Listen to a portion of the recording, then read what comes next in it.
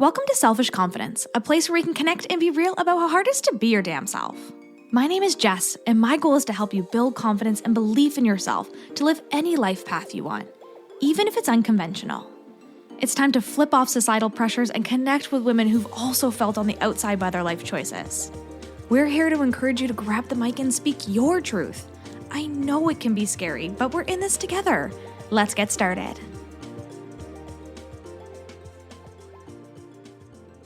Hello, and welcome to this week's episode of the Selfish Confidence Podcast. It is a fun day over here because we got a double whammy on the Jesses, and I feel like that brings some good energy. Hello, Jess McGann. Hello, Jess Clark. Did I say that right?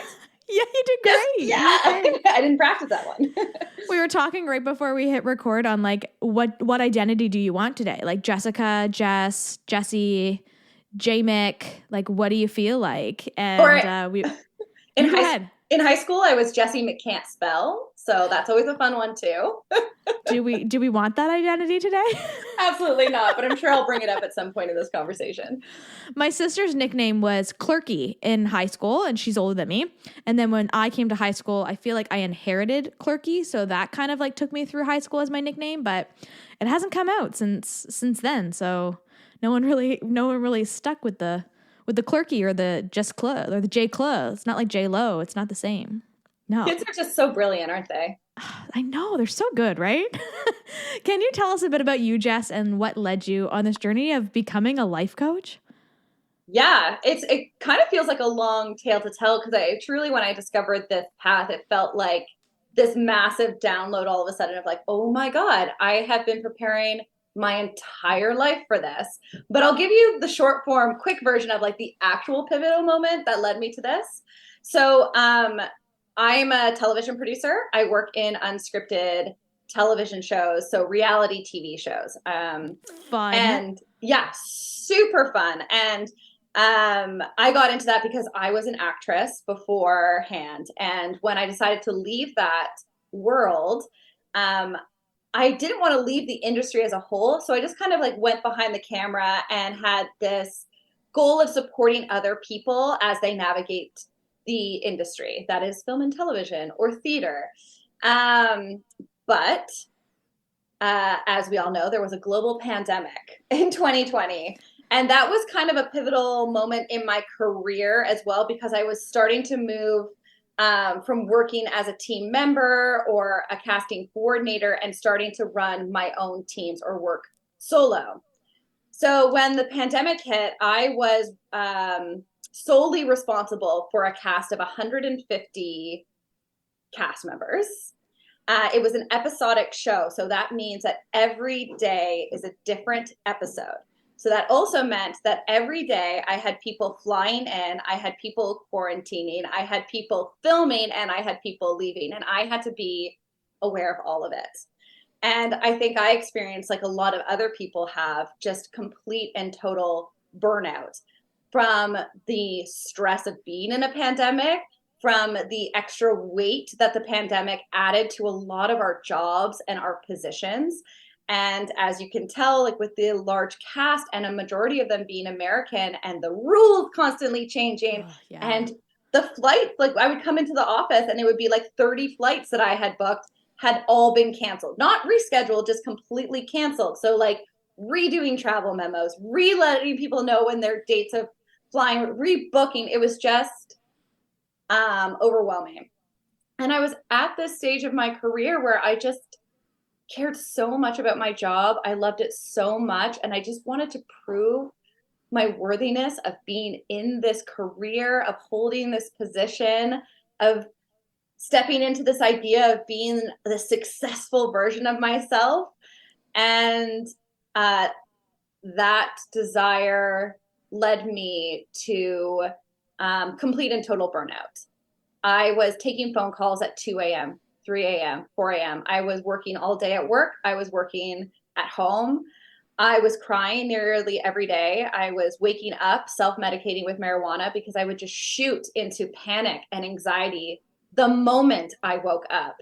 And I just thought that if I could just push through, if I could make it to the end of the show, then I'll be okay. And it'll be all worth it because people will applaud me for pushing through all that shit and showing up and committing to the team and doing my job. And I did my job and I did it well. And I left very proud. But my whole system was still fried. It was still constantly living in this state of survival. And I led me to realize I knew nothing about mental health or mental well-being. Like I knew nothing.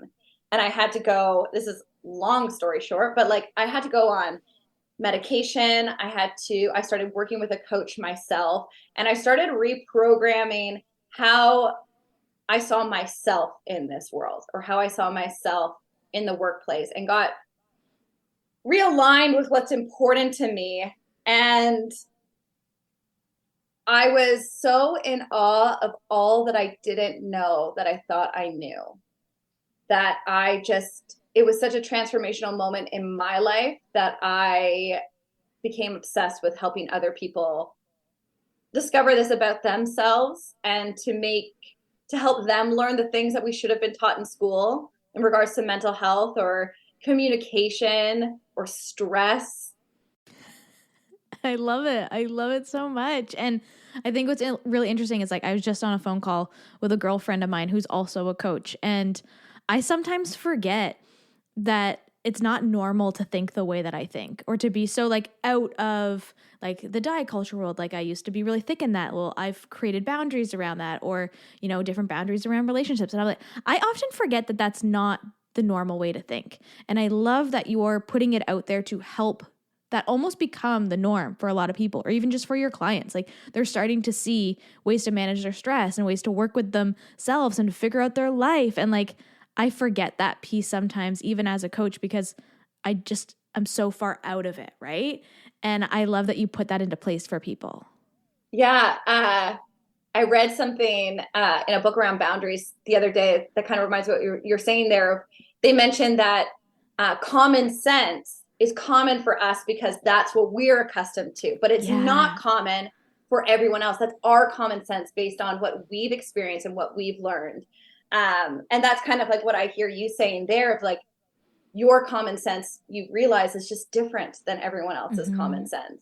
And I've also put in a lot of work, just like you as a coach, like certifications and different things, and working with coaches. Like we put in the work. So like, yeah, our common sense becomes different. I hear 100%. that. I remember that too in the pandemic, and everyone's like, it's common sense. And I'm like, that doesn't make sense. It's not common for all of us. Like we have questions here. That would be so difficult because I worked away when the pandemic happened. So working through flights and flights getting canceled all the time was my reality too, at a small scale, being like independently my flights and maybe a few workers, but like 150 people every day, that's a lot of people. It was a lot. It was a lot. Like I can't even get into everything that I had to navigate on that show, but it was crushing. It was a lot. Yeah. And I should say, just to add on to what I said earlier, I did end up going to school, and I did study life coaching, and I got a diploma, and I am a certified ICF coach. I didn't just go through that and go, you know what? I know how to help people through this now. I just want to reassure your listeners about that. But that can also be like, right? Because you are a storyteller, you have so much life experience, and that's really what drew me to you and having you on this show. Like, I just love the way you tell stories. I'm like, oh my God, tell me more, Jess. And it's just so fun. So like, I would love for you to just kind of like dig into that piece of like, when you were so lost and confused, you went from this person who just like what the frig is going on, to like loving your life and loving where you're at. And I know you're still in that producing world and working, you know, in that field. So like, what steps did you take to make it happen from this burnout that you had, this fear and lack that you had, to like, oh my God, I love my life? That has been a lot of work with not only learning through roads and school. I became obsessed with mental health. So I read all the books. I love going and doing yoga and walking in nature, and actively making choices that aligned with this new vision I have for my life of helping people has really served me really well. But I think that this is a skill that I've had for a while.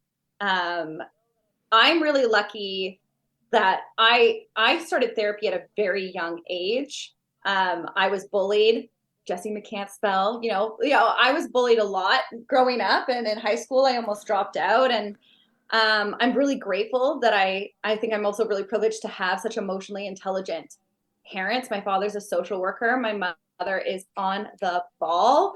And so I had a lot of privilege in that level of support growing up when it came to navigating difficult circumstances. And I have ADHD, which I've never really talked about on my own platform, but I oftentimes associate that as really giving me this gift of skill of not being able to sit and stay in discomfort for too long. Because ADHD, we really have trouble focusing on things that we're not interested in. Like if I'm interested in something, I'll get into a zone. If I'm not interested, it's like you can't pay me enough money to give a shit about this. Yeah. And so in my life that has shown up of when something's no longer serving me, or when something is no longer feeling good, or if I feel like I've taken enough out of something, like I've gotten all that job or that relationship has to give me, I move. I'm quick to move. I'm quick to change. I'm quick to find the next step and the next level. So the first time I felt lost was actually much earlier on in my life. I had spent so much of my life dedicated to acting and becoming an actress. And that's what I was from a young age. Like when I was 4 years old, I was like, I'm going to be an actress. And I went to an arts high school. I graduated from the prestigious George Brown Classical Theater Conservatory. And I graduated at the height of my acting ability. But that time in my life actually turned out to be a really difficult moment as I experienced some sexual trauma, and my parents got divorced, and just life just became so hard and so overwhelming. And I ended up stepping away from acting to deal with a lot of emotional and personal stress I was going through. And that led to me to feel so incredibly lost, because for so much of my life, I had identified myself as an actress. That's what I was. That's how everyone saw me. So if I wasn't an actress anymore, who was I? And I'd already invested all of my time. So what was I going to do now? Everyone's starting their careers, and what? I'm just starting from scratch. I felt so incredibly lost. And the thought that changed everything for me was, well, if I'm going to be a waitress, I might as well do it somewhere cool. And that led to me living in Whistler for a couple of years, which led to me traveling the world independently for a couple of years. And I think travel was the key factor that led me to falling in love with myself again. Because when you're traveling by yourself, you don't have anybody else telling you what you should do, where you should go, what you should spend your money with, who you should be hanging out with, what hotels or hostels you're going to stay at, what country you're going to go to, how are you going to get there. You have no one to lean on. So I really became good and clear at listening to my gut and my intuition about what is important to me. Where do I want to spend my time and money? Where do I feel most fulfilled? Do I want to live by the mountains? Do I want to live by the ocean? Do I like cities? Do I like countryside? Like I got to know myself on a whole other level. And I call that time like the year like I fell in love with myself. Like I remember coming back from my trip being like, oh my God, everyone is going to want to date me. I am so cool. I have done all this stuff. I just thought I was amazing. I still think I'm amazing. It has gifted me with so much love for myself. That even when I went through that difficult time that I told you about at the beginning of this, that love for myself never wavered. How I was conducting and holding myself in this world and my perceptions of other people's opinions on me was wavering me. But I still really liked myself and loved myself through all of that. And traveling is really what gifted it to me. Oh, I like even just hearing you talk about it, I get like tears. I just like love it. Like the fact that you love yourself, which is just like such a beautiful, and it sounds very simple. It's not simple. We know that. But also like in the world that we live in, I'm here admiring you for your beauty and the fact that you love yourself and you know yourself so well. And I also know there's going to be someone listening to this who's just like, oh, like how can she, like that is so conceited. I can't believe she loves herself. Like that, oh my gosh. Actually, there's probably no one listening to this who thinks that, because this community is amazing, but there's always that side of it too. So how do you deal with that side of knowing and loving yourself and being just like, I am the shit. And that is a gift. I think that's the coolest thing ever for someone to know that, but also knowing that we're in a society that does not like it when women think that. Mm-hmm. Yeah, I get that all the time. Mm-hmm. And I actually love this conversation so much because I do love myself very out loud. I will happily brag about myself to you for however much time you want to give me. And I don't see myself better than anybody else. I Mm-hmm. think that's the Yeah. difference is I can love me and think I'm amazing and love what I'm interested in and love how I contribute to this world. And you are also amazing. And what you bring to this community and what you bring to this world is also freaking amazing. I think that's a big difference. Like conceited and ego is I'm better than you. And that's what makes Oh, me yeah. amazing. Whereas self-love is I'm amazing and you get to be amazing too. My love for myself shouldn't impact how you see yourself. But I think we struggle with that because of that fear of people thinking you're selfish or egotistical for doing that. But I then argue that too with like we love out loud about other people. We'll talk out loud about how much we love our jobs. We'll talk about how much we love our partners, how we're amazing. It's like it's acceptable for us to give love away, but it's unacceptable for us to give it to ourselves. And I think that's totally backwards. Yes. Yes, Jess, 100%. Just like over here, like, yeah, girl, preach it, preach it, preach it. Because it's so interesting. Like, you're right. We give it all away all the time. Like, even as you're talking, I'm like, yeah, I could talk about like how much I love hot dogs. Like for days, I could talk about how much I love hot dogs. But for some reason, it's weird when we are talking about ourselves in that sense. And I think if women could stand in that more and it not be weird, we would take over the world. Like it would just become this beautiful thing. And sometimes just people are threatened by the fact that like Jess McGann, she loves herself. Well, what does that say about me? Like, well, she put in the work, she put in the effort, and she really started to learn who she was through a year of falling in love with herself. Like, how beautiful is that? And just taking that time. And it is consistent work. Yeah. Like it's consistent work. I don't always feel great. There are days when I look in the mirror and I wish that my body looked different or, you know, I wish that certain things were easier for me or, you know, just life happens. And it's the practice of this is happening right now or I don't love this, but okay, wait, let me change that. It's like, what am I trying to say here? It's the practice of showing yourself compassion in those moments. Yeah. Can you love yourself and show yourself the same compassion that you would show a friend when you are not feeling so great? Can you give yourself that love you need even when you're struggling to find it for yourself? It's all a practice. Yeah. And even as we talk about this too, I think of a marriage. Like if you were to just like stop putting love into your marriage or stop putting effort into your relationships, they wouldn't be very great, would they? So like you have to foster and grow just like you would any other relationship in your life. Like put effort there, put some water there, grow your plants.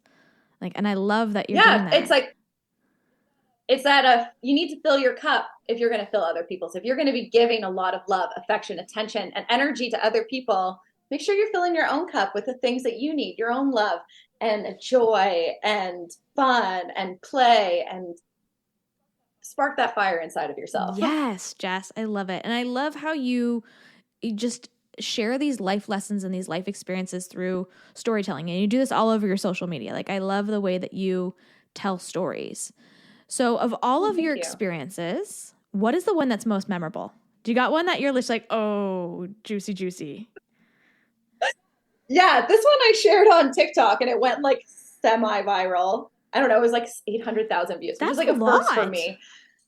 Yeah, so I think it's a pretty good story. It's fun to tell now, but it wasn't fun at the time. But when I moved to New Zealand, I quickly fell in love with a boy, a British boy. And it was one of those things where you just meet and then from that point forward, you just spend all of your time together. We were just so madly in love. And we ended up moving in together and living in the north part of New Zealand together. And he was traveling with two of his guy friends and I was traveling by myself. So as we're living and working in Mount Maunganui in New Zealand, me and my ex had planned to move to Australia as our next destination because our visas were running out in New Zealand. And him and his friends, they had always had this plan to go backpacking through Southeast Asia. So originally our conversation was he'd go do his trip with his guy friends. I'd head to Australia, start setting up house, and then he would come meet me afterwards. And as time went on, him and his friends started, we hung out all the time. So they were just like, Jess, like, just come with us. Like, come to Southeast Asia. It'll be the four of us. It'll be a really good time. And I was like, you know what? I would love to go to Southeast Asia. I wouldn't go there by myself, but if I'm going to go with you guys, like, absolutely, like, let's do this thing. And time goes by. We're getting really, really close to our trip, and I decided to go home to Canada just for a couple of weeks. And I've been away from home for a year or so now. So I decided I'd go to Toronto, drop off some of my stuff, pack up a small backpack, and then do Southeast Asia with them. Keep in mind, me and my boyfriend are living together. We see each other every single day. But the moment I land in Canada, he sends me this text message being like, babe, I don't know if this trip is going to work out. I just feel like I need to do this trip with my boys, and yeah. The actress comes out confusing. And you do your voice changes and everything. I wish I had the actual message to read for you, but I don't have it out right now. But anyways, it was like terrifying. It's like, why are you doing? You didn't want to have this conversation in person. I was suddenly like, felt like this love of my life that I thought I was going to marry was breaking up with me in this moment. But we resolve it. I get on my flight, get to Thailand. The first bit of the trip, going great. We're having so much fun. My nervous system is still very much activated at that moment because I'm still in this place of like, is he going to leave me at any second? And that was my nervous system forewarning me for the fact that he does end up leaving me. About 2 weeks into our trip, we're in Pai, which is north of Thailand. And we're at a bar, and I overhear him saying to someone, I just don't feel like I'm myself when I'm in a relationship. And that hurt. It made me sad. Whether it's true or not, like the idea that my partner would feel like they had to hide or couldn't be their full self in a relationship with me. Like, I don't want that. I also don't want that being discussed with someone else when it should be discussed with me. So I pull him aside and I kind of ask him what's going on. And sure enough, we just end up breaking up. It's like 1 a.m. We break up. It's over. We call it. And so now we're kind of at this point where we have to split up, and we've made this plan together. So I now am out of a plan. He's going to go off and do the plan that we had made all together, the three of us. They're about to go off to Laos, and I'm not going to follow them there. And I felt really devastated. Obviously, I'm like crying nonstop. And I just thought to myself, I'm like, well, I have two choices. I can either go home and be sad and mourn and heal with family and friends, or I go to Australia. And I just thought to myself, like, fuck this guy. Sorry for the language, but like, screw him. He's dumping me like I'm a bag of trash. I'm devastated. And he's going to go off and have this amazing time. I am not going to let him take this adventure away from me. He's already taken too much. And so I stayed in Thailand for 3 extra weeks. I went down to the south of Thailand. I got my work visa and I made my way over to Australia. And I was so heartbroken. I felt like I was grieving a death because we went from having this perfect relationship to suddenly just nothing at all. Like, he just disappeared. He never once reached out to see if I was okay. He never once reached out to see what my plans are. He just disappeared. It was devastating. And when I made my way to Australia, I was so amazed by the level of support I got from strangers. I was living in a hostel with 3 other women who all also seemed to be on their own journey of healing. One of my roommates was going through something similar to me. Another was healing from a friend's death. And together we kind of came together to just love and support and bring each other up and cry together and do yoga together and just reconnect ourselves to our joy and our happiness. And part of my healing journey was while I was in Australia, I met this woman named Kathy, who I hope will listen to this podcast. Hey, Kathy. Who I told this story, who I was working as like a cater waiter in Melbourne at the time. and I was serving tea and coffee at this Parliament building, and Kathy comes in and she just starts talking to me, and I tell her all about my adventure and what had happened and why I'm living in a hostel and all this stuff. And her partner invited me to come live with them for free. They had an extra room in their house. They had a daughter the same age as me. They were big travelers themselves, and they just wanted to help out another traveler. And I just thought to myself, like, I don't know this woman. I've just met her for 30 minutes, but like, what do I have to lose? I guess I was like, if I don't like it, I'll leave. I never even once saw the place. I just checked out of my hostel, packed my bags, and moved into their house in beautiful Melbourne. And I had like an ensuite and a beautiful room, and they wouldn't let me pay rent. They wouldn't even let me contribute for groceries. They just really wanted to support me as I healed and as I found my feet again. And I call them my Aussie parents because they truly just became like my mom and dad, these total strangers. And that also just completely filled my heart with such hope for society, and that there's just not that much evil out there, that there are such good people out there. And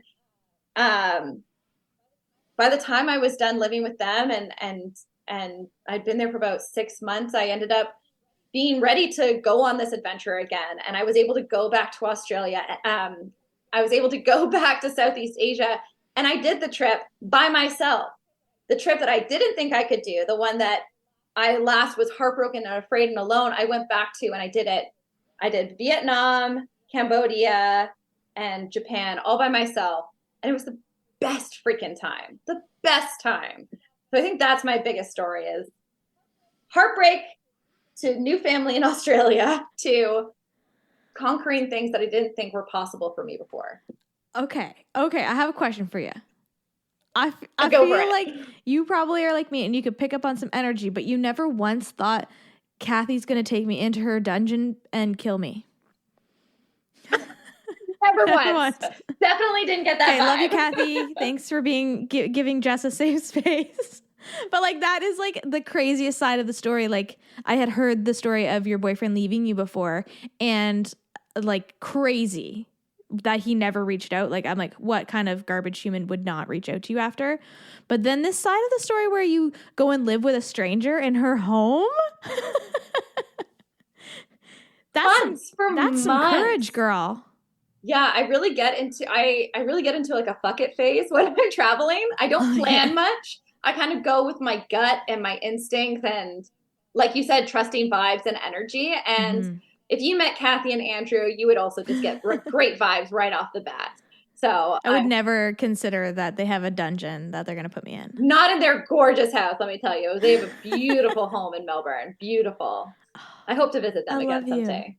That is so awesome. Kathy, I'm going to call you up. I love it so much. And I just love how all of your stories are tied to this like beautiful life lesson. It never seemed to be like a judgment on your experience. It never seemed to be like a, oh, woe is me. Like everything sucks. My boyfriend left me. Like it's always been this beautiful season of growth and some type of lesson that came with it. So like, how did you shift your mindset from like seeing this as like a woe is me moment or anything like that to truly leaning into the lessons that come with each of these stories that you have? Lifetime of training. Like I truly believe that I have severely benefited from starting therapy at a young age, because that kind of work and self-reflection really allows me to see more, like using my hands right now, like making a circle, like the broad picture. Yeah. Thank you. Like the broader picture of things. I am pretty good at not staying too narrowly focused these days and expanding, like, what's the bigger picture here? And I think therapy, and I journaled a lot when I was a teenager and going through really hard times. I had like this angry journal that I would just write all of my anger and sadness into. It's a very dark book, but it helped me process and think and get connected to how I was feeling. And I think I felt some pretty painful things in my life, from really being bullied hard in elementary school that led me to suicidal thoughts, to being raped when I was 19 years old, to this massive heartbreak. I've gone through such deep pain, which I'm sure a lot of people listening have. And I think when I get through those and I get out the other side, I have so much gratitude to not be there anymore. And I'm so grateful for the work I put into moving through these. I don't sit and shit for a long time. Like I said earlier, like if something's not wrong, like I am active, I'm getting the therapist booked, I am reading the books, I'm caring for myself, I'm doing whatever I have to do in those moments. And so I think I just kind of, yeah, I've trained to do this. Like it's not easy. Like life is hard, and it's easier to look back at them and go, think of the bad and the negatives and have those things be the standouts. But I think it's important to look at it and go, wow, I did that. Like I got through that. Like I made it through that. What did I take away from that moment? Yeah. Yeah. And beautiful gift that you can give into your coaching practice too, and how you help people, like the life lessons that you've gone through. You have experience, even without the certification. Like I truly think experience is the certification. Like that is a beautiful gift that you have, and you get to share that with the people who work with you. Like how freaking cool is that?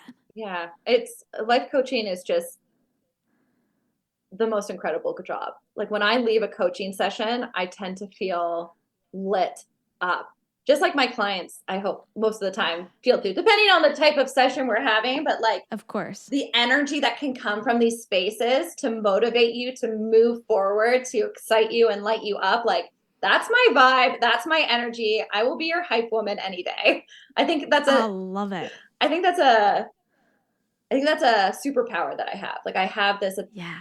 You probably feel this way too. I get this vibe from you as well, is that you have a gift of seeing people in their highest form, in their highest potential, even if they don't feel it or see it right now. Being able to see people in all that they can do and can contribute and what is possible for them is kind of like a cool superpower to have.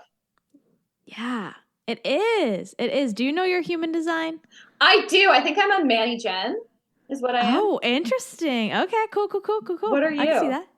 I'm a projector. You're a projector. Okay. Which is, yeah, so super cool. I always find that so fascinating. Yeah. I have another question, because this is a podcast and obviously I have questions. Of course.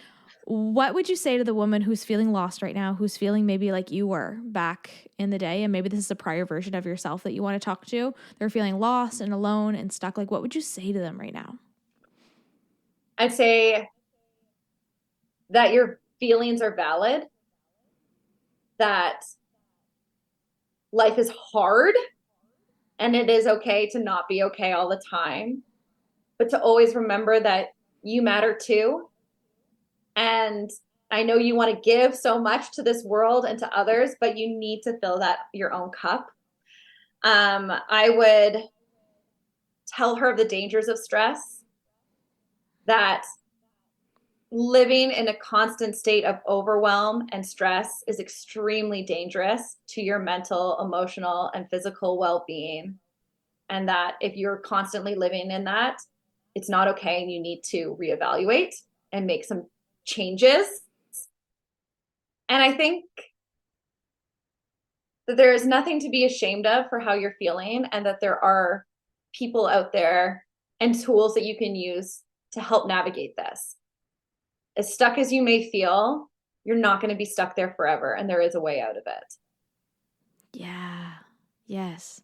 Jess, that just feels like a warm hug. And I just wish we were sitting beside each other and I just be like, put my arms around you and give you a big old hug, because you just feel like sunshine.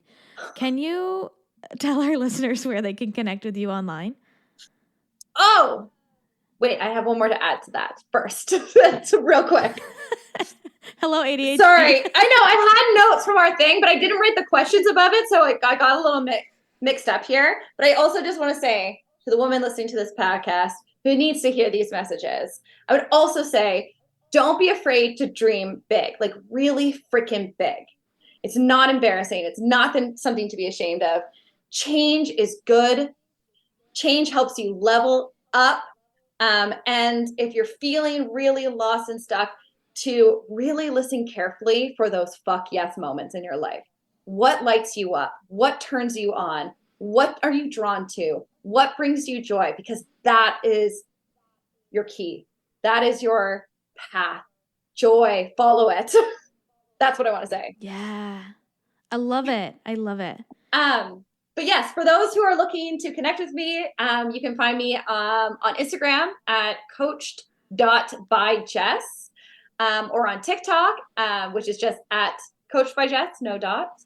And I also have a website, www.coachedbyjess.com. It's getting a whole new site real soon, same web address, but it's going to be completely brand new in a couple of weeks, working on it. So keep an eye out for that. So exciting. So many big things coming for you. And I love it so much. Just like watching you shine is so beautiful. Jess, I have a couple. Oh, go I ahead. was just going to say, you're such a ray of sunshine yourself. I really wish you lived in Ontario because I could totally see us being friends.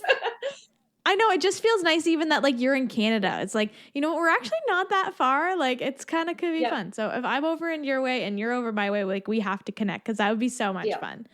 Deal. But I have a couple questions I ask every guest that comes on the podcast. You ready? Okay. What is your favorite compliment to receive? I love your energy.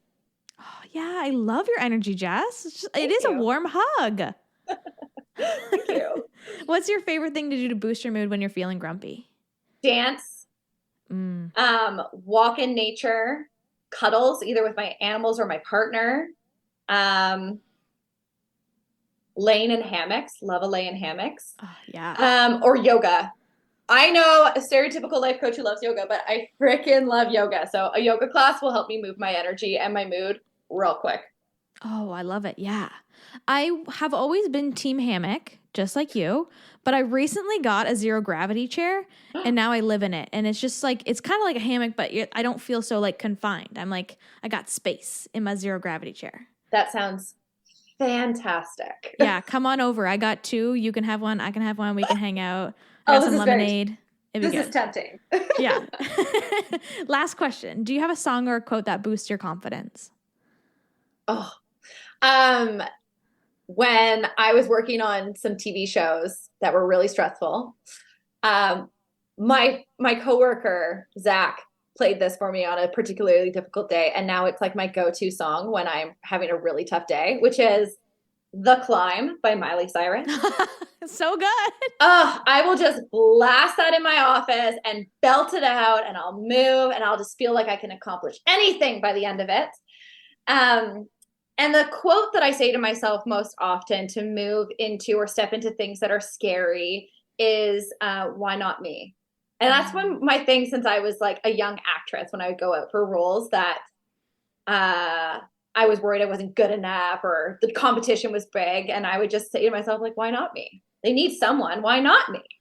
So that's kind of like what I go with anytime I'm applying for a job that I don't feel I'm fully qualified for, or I'm going into an interview or whatever it may be. I just go, why not me? Someone's got to get the job. Why not me? Yeah, I love that. I love it so much. Thank you, Jess, for sharing your truth and being here and being the real you. And I think that's such a gift that we get to see that and get to see it through storytelling. You have to check out Jess's social media and connect with her on her stories because it's just so fun. Like, I'm just like, what story do you got for me today, Jess? Like, give it to me. It's so fun. Thanks so much for being here. This has been so much fun, and it was a great opportunity to get to chat with you. And I'm excited to see what more you bring to this community because you're doing such great work and you're just awesome. So hopefully this isn't the last time. Jess power. Yeah. Jess power. Thanks so much, Jess. No worries. What's up, sis? I am so glad we could hang out today. If you love this episode, send it to a friend or share it on your social media and tag me so I can personally thank you for helping me sprinkle some confidence in the world. And don't forget, you are magic. Let's show the world your shine.